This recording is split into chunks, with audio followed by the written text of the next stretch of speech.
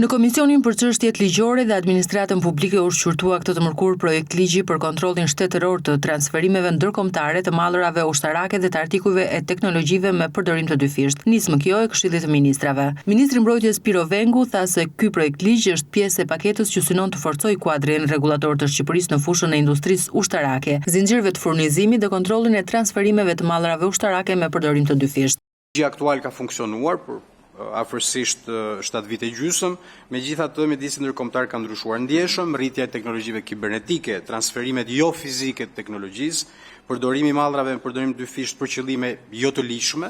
Të gjitha këto krijojnë sfida të reja që kërkojnë një kuadër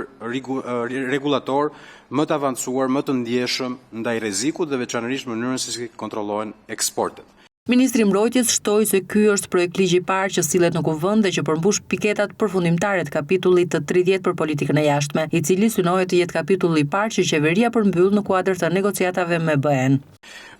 Projekt ligji harmonizon plotësisht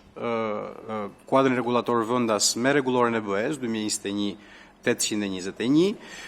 forcimin e mekanizmave të kontrollit, vlerësimit të riskut, parandalimit të devijimit të mallrave me përdorim të dyfisht dhe rritjen e sigurisë juridike, qoftë për autoritetet kontrolluese shtetërore, qoftë dhe për operatorët ekonomik.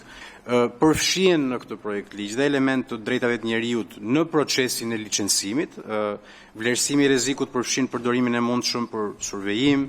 shkelje të lirive themelore dhe në këtë mënyrë ne forcojmë kuadrin rregullator për sa i përket licencimit. Ministri i Mbrojtjes u ndal edhe tek rritësitë e këtij projekt ligji duke renditur disa të tilla si kontrolli i teknologjive të reja dhe transferimet jo fizike, përfshirjen për herë të parë të softuereve, teknologji kibernetike, transmetime elektronike dhe aksese në distancë duke mbushur boshllëqet në ligjin ekzistues.